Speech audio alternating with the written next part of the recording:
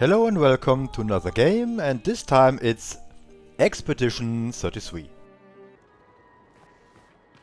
When I started this game, and funny enough I really didn't know anything about it beforehand, my first thoughts when I saw the graphics was, is this a French game?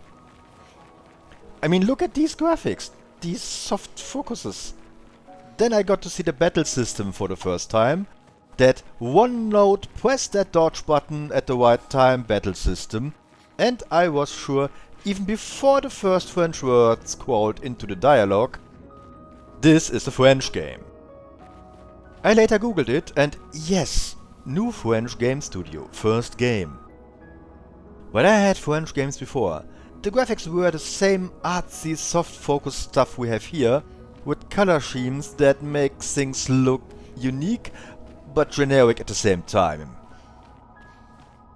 It's not looking bad per se, but it looks like it's too much all the time. The lighting, the colors, it all feels off just by a little. It's definitely creative, but after a while the too much part sets in for me. At times it's hard to see things, you need to get closer to see if this is an object that you can manipulate or just a light reflection. It might be the idea, or it might just be a flaw of the graphic style. Either way, I don't like it. Story is supposed to be a big asset of this game, and it might be. I played quite a while by now, wasting little more time exploring, and what I got from the story so far is a lot of forced build-up. So there's a creature that's called the Paintress, who came to this world around 67 years ago, and that changed things. She is at that visible place far away from the whatever weird city we are in at the start, and has some kind of countdown that starts at 34 with the tutorial and started at 100 in the past. When she wakes up, she lets all people of a certain age, and probably the ones above, since they didn't quite reach their age last time, vanish. And that age is the countdown, I suppose. It wasn't explicitly explained, but it's the same age, so I guess. Since that is not great, the people sent an expedition every year towards the Paintress to somehow stop her, and the expedition is named after the number of the current countdown. They are 1 year younger before they would expire anyway, so they got nothing to lose, but 1 year of their life. They also say the previous expeditions paved the way for the following expeditions, but how does that work? Since no one ever knows what these older expeditions did, not like they mail back a mission report, so the new expedition has to be at the site to see what the previous expeditions did. Still, the phrase, what comes after and paved the way, is very important for these people, so I don't get it. Anyway, we are in one of these expeditions, which gets wiped out shortly after they arrive at the mainland. Only our protagonist Gustav, who has a prosthetic arm of a rather high technological level, made for him by a few kids, and has invented something important to give them some kind of edge over the opponent, is still alive, at least at first. After the disaster for this expedition happened, he ran around a little, then put a gun at his head since everyone seemed to be dead. But then Luna appeared, out of nowhere, another part of the expedition, still not wearing any shoes, and told him to man up. Now we explore the mainland, found 2 other survivors. One is Maëlle, who is quite important to the story, has some nightmares that foreshadow things, so up to now the story is there, I guess.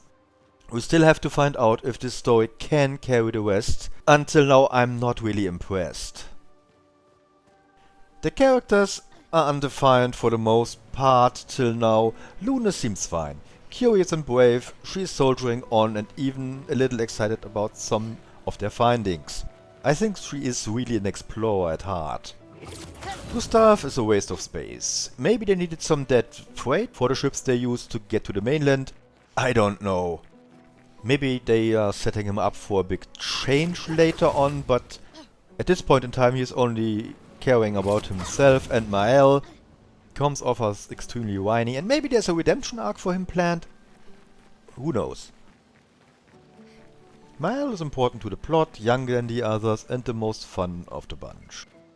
Can't really say much about our latest edition, Skiel. She was found late, and I don't even understand how she got where she was, but there she is.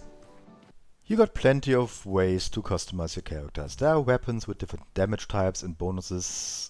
There are those pictos, which you can load and give you extra stats and features. You can get the features after leveling the pictos by loading them with your budget of Lumina points.